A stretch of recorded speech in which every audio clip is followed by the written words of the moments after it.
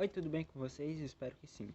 Na aula 3 de História do Brasil, a gente vai falar um pouco sobre a economia agroexportadora e o complexo açucareiro e como eles se interrelacionavam. Primeiro, a gente tem que falar um pouco sobre os motivos para a montagem de uma empresa açucareira aqui no Brasil. Devido à alta lucratividade do açúcar, ele foi implantado aqui no Brasil. Tinha muitas ofertas de crédito por parte dos holandeses, que além de participarem nos investimentos, também participavam no refino do açúcar e no transporte, na comercialização.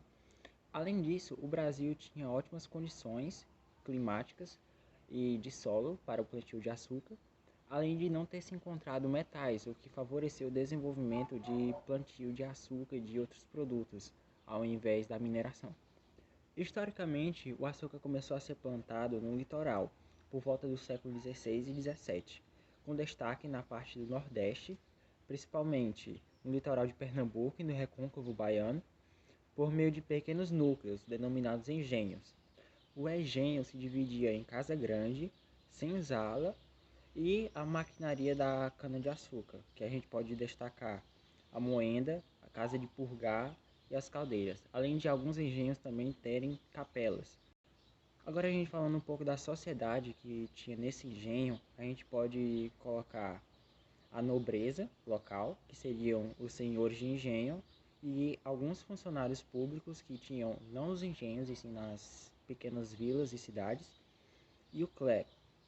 Os homens livres, que seriam sertanejos, pessoas que são do Brasil, filhas de portugueses com índios, entre outros, e os escravos.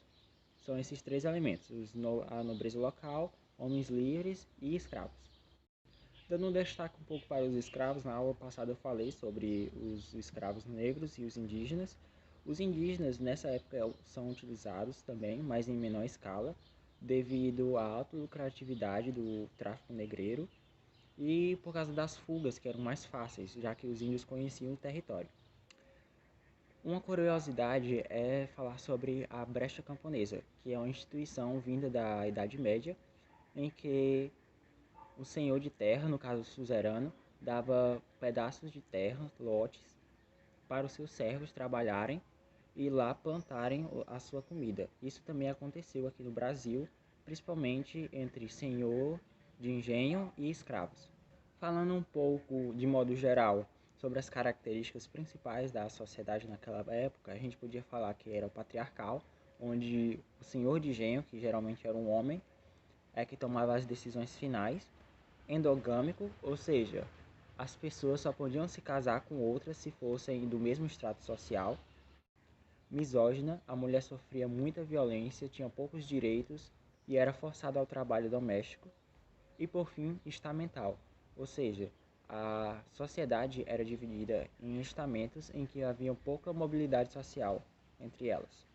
Ao mesmo tempo dos engenhos, surgiam as cidades e as vilas, em que tinham a função de serem sedes administrativas, de intercâmbio comercial e fiscalização dos engenhos. A gente vai falar um pouco sobre os holandeses agora e como eles afetaram na economia açucareira. Levantando um pouco sobre o contexto histórico daquela época, o rei de Portugal morria e não tinha herdeiros. E antes disso, Portugal e Holanda faziam bastante acordos comerciais, porém a Espanha tinha revanchismo com a Holanda, visto que a Holanda era uma antiga colônia. Ou seja, somando a morte do rei de Portugal e o revanchismo entre Holanda e Espanha, o rei espanhol consegue ter direito à coroa portuguesa e funde os dois impérios, formando assim a União Ibérica. E essa União Ibérica, entre vários acontecimentos que ela provocou, temos o fim do Tratado de Tordesilhas, ou seja, o mundo não era mais dividido por uma linha divisória, o bloqueio espanhol ao comércio da Holanda, além da Espanha fazer uso das riquezas portuguesas para o financiamento de suas guerras e viagens marítimas.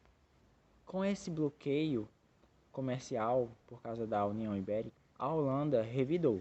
Com o intuito de romper esse bloqueio, a Holanda cria a Companhia das Índias Orientais em 1602 para quebrar a barreira afroasiática e depois cria a Companhia das Índias Ocidentais, em 1621, para romper o bloqueio afro-americano por meio de invasões. No Brasil, a primeira invasão ocorreu em 1624, na região de Salvador, visto que era o centro do império, o centro administrativo. Então achavam que se dominasse aquele local, dominariam o resto da colônia Brasil, só que falhou. E assim, em 1630, a Holanda tenta invadir de novo, só que na região de Pernambuco, e eles conseguem dominar. Porém, a gente vai falar um pouco sobre ações dos senhores de engenho sobre essa invasão. Como a maioria dos senhores de engenhos daquela época eram nobres vindo de Portugal, a maioria atearam fogo nos engenhos e abandonaram a cultura da cana-de-açúcar e fugiam para o interior. Também é importante falar que a maioria dos escravos, aproveitando essa situação, fugiram para os quilombos. No entanto, as companhias das Índias Ocidentais, visando ganhar a confiança dos senhores de engenhos, financiavam a cultura de cana-de-açúcar e criaram várias políticas que privilegiaram os senhores de engenho. Nesse contexto, surgiu a figura de Maurício de Nassau, um governador que governou de 1637 até 1644, e dentre as principais ações que ele fez aqui no Brasil, temos a urbanização de cidades e vilas, concedeu liberdade religiosa aos católicos e aos judeus, e também concedeu um empréstimo aos senhores de engenho. Só um importante fato de a gente destacar era que o governo de Nassau delimitava-se entre Rio Grande do Norte até Alagoas. Porém, em 1640, termina a União Ibérica devido à restauração da família Bragança, da coroa portuguesa, e estabeleceu uma trégua entre os portugueses e os holandeses, denominada de Trégua de 10 anos.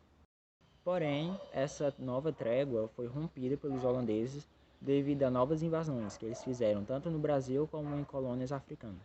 De 1640 a 1644, Nassau ainda governava no Brasil, embora não tivesse mais União Ibérica, e subitamente ele inverte as suas políticas. Ele cobra cada vez mais impostos, retira a liberdade religiosa e exige maior produção de cana-de-açúcar pelos engenhos. Somente depois de ataques de portugueses aos holandeses aqui no Brasil foram que expulsaram os holandeses. Apenas em 1661 é que ocorreu o Tratado de Haia, mediado pela Inglaterra, toda a região do norte do Brasil, as quais os holandeses tinham invadido, seriam devolvidas a Portugal e também as suas colônias da África. Outro tratado que aconteceu foi o Conselho Ultramarino, de 1642, em que aumentou a fiscalização e a arrecadação de produtos e riquezas na colônia. Para finalizar, a gente tem que lembrar que a cana-de-açúcar nessa época, após a expulsão dos holandeses, estava em crise, visto que os holandeses também produziam cana-de-açúcar nas Antilhas, que eram colônia deles, e esse açúcar, além de ser mais barato, ele era melhor refinado e tinha uma maior qualidade. E isso fez tanto quanto Portugal quanto as capitanias procurassem outros meios de riqueza. E a próxima aula vai ser sobre a mineração e outras atividades subsidiárias naquela época.